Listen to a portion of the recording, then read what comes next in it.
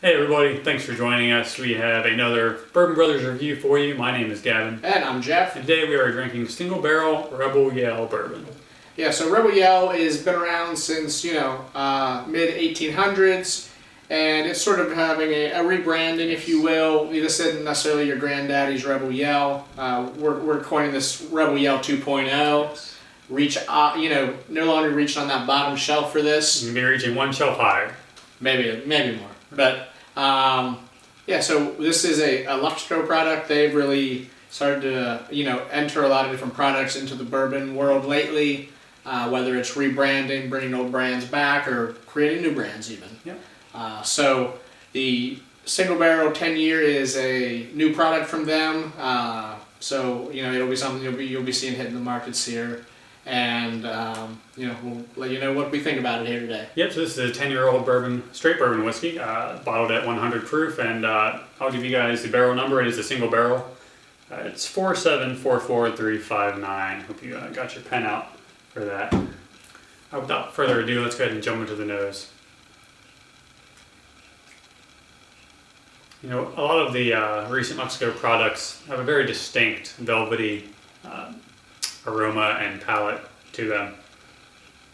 I'm getting some nuttiness, which is something we found in other Luxco products. Some corn, a good bit of corn in there as well. Yeah, it's got a nice sweetness up front. That sweet corn that you mentioned, there's some sugar cookies and caramel on the nose as well. I like this has a nice balance, a nice sweetness, but also a good bit of spice here, I think.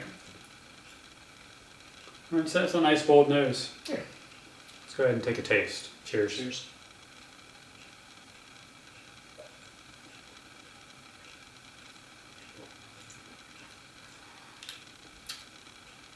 One thing I don't think I mentioned is that this, in the Rebel Yell, is a wheated bourbon. So, at least 51% corn, and then there's a percentage of wheat that replaces the rye in the mash bill. So the sweetness is appearing on the palate as like a nice cinnamon spice almost. Yeah. There's some maple syrup in there as well to add to the sweetness. Some nuttiness as well, again, as we've found with the other Luxco products. Yeah, this is nice, Jeff. It's got a nice herbal tone to it as well. It's a very well-balanced whiskey. Yeah, it's balanced. It's drinkable. I think for the 10-year sort of bracket, I think it's got a good mix of complex and inviting. At 100 proof, it's got a decent finish on it. Probably medium in length with a nice spicy, sweet combination playing back and forth with each other. Definitely nice whiskey. Yeah.